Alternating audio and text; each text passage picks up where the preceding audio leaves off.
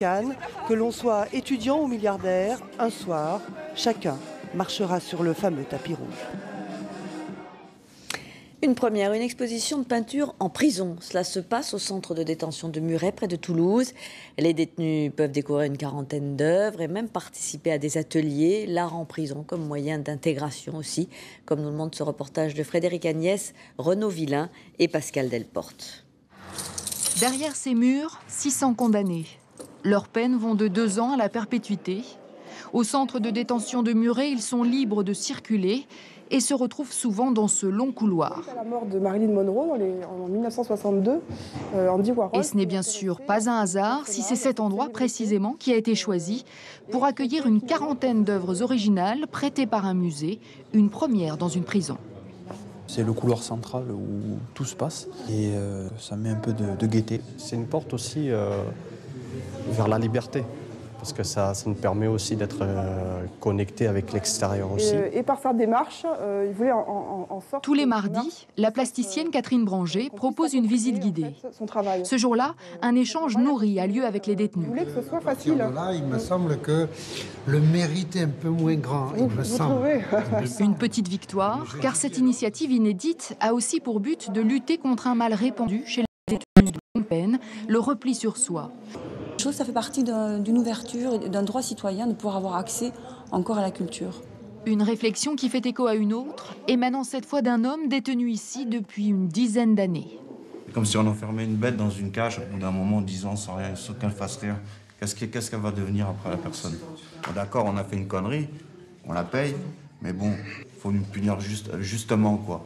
Parce qu'on a des droits qu'on n'a plus en prison. Ils ont entre 30 et 75 ans. Ils participent chaque semaine à un atelier d'art plastique. Ici, ils ne sont plus détenus, mais patients, car nous sommes dans une section médicale de la prison avec une prise en charge psychologique. Les regards ici se font plus bienveillants, ceux de Catherine, la plasticienne, et de Brigitte, l'infirmière. Ils sont dans un monde qui est difficile, qui est dur. Ici, c'est un monde un peu plus calme, un peu plus doux. Ouais, ça plaît, ça. Tout ce que vous avez. Gagner en agressivité, on le relâche ici un peu. Je ne suis pas là pour leur imposer quoi que ce soit. Je suis là pour les aider tout simplement, quand ils le veulent, à trouver des moyens de s'exprimer. S'exprimer, vivre en groupe, même pour quelques heures. Pour l'instant, ces ateliers sont donc réservés à des détenus atteints de troubles psychologiques. Mais pour l'administration pénitentiaire, il y aurait un intérêt à les proposer à tous, toujours dans le même souci, préserver une forme de vie sociale dans la perspective de la sortie. L'art pour tous, à présent, grâce à la Nuit des musées. 1400 lieux de culture vont ouvrir leurs portes gratuitement dans toute la France la nuit prochaine. Il y aura même des spectacles dans certains d'entre eux, comme à la Cité des Sciences ou au Château de Versailles. Jean Chubillot, Christian Barthès et William Villemain ont assisté aux répétitions. Une danse aérienne pour ces jeunes acrobates. Retenus par des cordes, ils se jouent de la pesanteur. Ce soir, la compagnie Les Passagers sera l'une des nombreuses attractions de la Cité des Sciences de Paris. Ça permet aussi au public de déambuler, de venir en famille, de rentrer dans des endroits tels que la Cité des Enfants où ils vont pouvoir s'amuser en famille. Je vous laisse apprécier les galbes d'un des bourgeois de Calais, puisque les œuvres qui sont dans le bois sont toutes extraites du groupe des bourgeois de Calais, mais traitées de manière individuelle. Des lumières fluorescentes que l'on verra virevolter jusqu'à 1h du matin. Là, le château de Versailles, comme vous ne l'avez jamais vu. Les visiteurs découvriront ce soir des projections sur la façade, thème des images, des rois et des animaux, un décor féerique digne de Louis XIV. Il y avait des fêtes musicales, beaucoup de représentations théâtrales, mais aussi de la danse. N'oublions pas que le roi jeune était un roi danseur, était un roi chorégraphe. Autre surprise, les jardins ouverts la nuit pour déambuler à sa guise et admirer 23 statues éclairées pour l'occasion. En France, 1400 musées joueront ainsi leur partition gratuitement. Et puisque nous parlons de Louis XIV, Il est naturel de rappeler que l'une des plus grandes œuvres du répertoire baroque est à nouveau présentée à l'Opéra Comique. Atis de Lully, un somptueux spectacle est mis en valeur par le chef d'orchestre William Christie et le metteur en scène Jean-Marie Villégier. Ils ont été applaudis, acclamés même. Le public est enthousiaste car en France, l'engouement pour le baroque ne se dément pas, comme l'ont constaté Claire Auberger et Hélène Massiot. C'était l'un des opéras préférés de Louis XIV. Sorti de l'oubli en 1987, ce fut pour beaucoup une révélation. C'est à partir de ce spectacle qu'il y a eu un espèce de renouveau du baroque. Il est mythique ce spectacle de toute manière. Même décor, même costume, même mise en scène, rien n'a changé, sauf la distribution.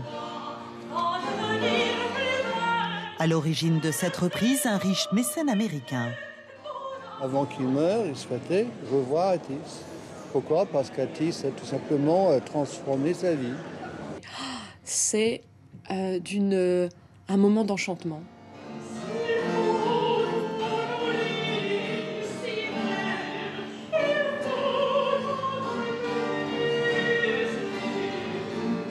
Tout est beau, la danse, les chanteurs. Je comprends quel a pu être l'émerveillement il y a 20 ans. Alors j'espère que celui de maintenant sera pareil, voire mieux.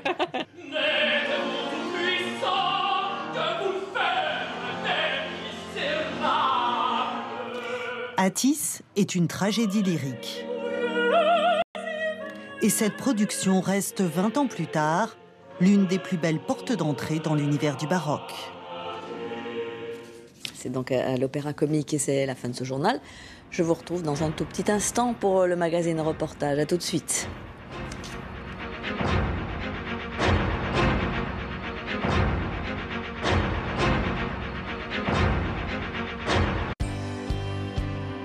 Ne passez pas à côté de Reportage, votre magazine du samedi avec GMF Assurance. GMF, assurément humain.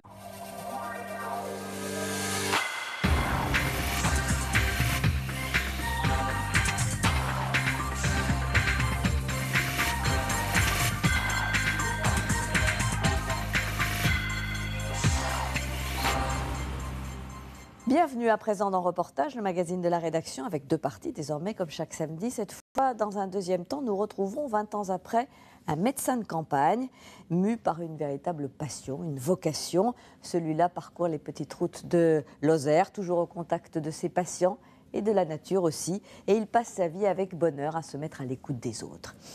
Mais d'abord, plongeons-nous dans l'univers des tribunaux. Roger, Monique et les autres sont des habitués des prétoires. Ils sont souvent à la retraite et ils passent tout leur temps libre